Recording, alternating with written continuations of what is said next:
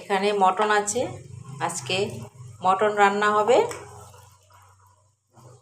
মটনটাকে আমি আগে মেখে রাখবো। লবণ দিলাম, এবারে সর্ষের তেল দেব, লঙ্কার গুঁড়ো দিলাম 1 চামচ, জিরের গুঁড়ো দিলাম 1 চামচ, আদা রসুন বাটা দিলাম। এবারে এটা মাখবো। কুচানো পেঁয়াজও দিয়ে দিলাম কিছুটা, দিয়ে এটাকে ভালো করে মাখবো। কিছুক্ষণের জন্য মেখে রাখবো।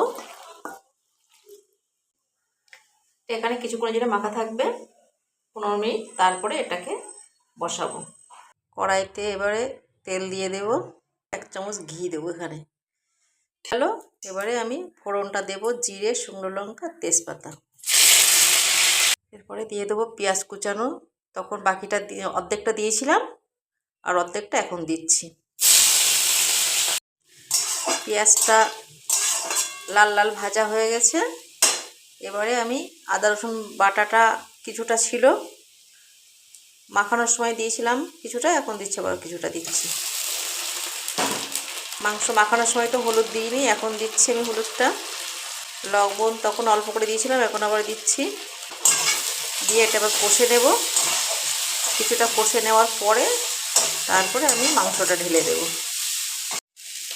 এবারে আমি এই মাখানো মাংসটা দিয়ে দেব।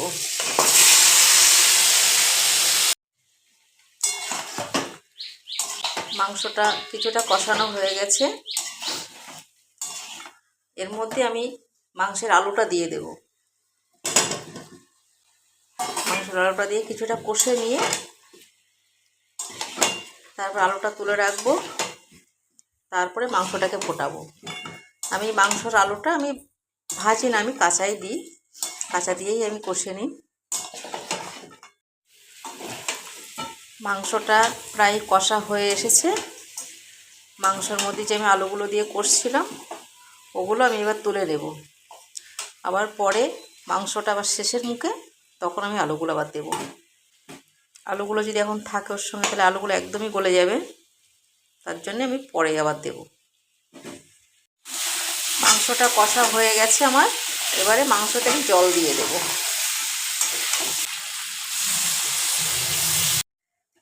মাংসয় জল দিয়ে দিয়েছি, এবার মাংসটা ফুটবে।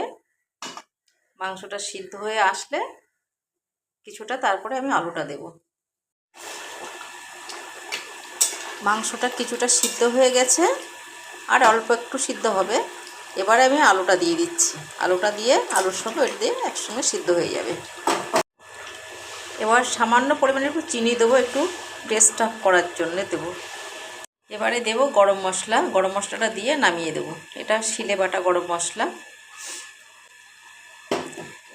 শিলে বাটা গরম মশলাটা বেশ ভালোই লাগে, গুঁড়ো মশলার থেকে শিলে বাটাটাই ভালো লাগে বেশি। কেমন হলো আমার মটন রান্নাটা অবশ্যই জানাবে কমেন্টে।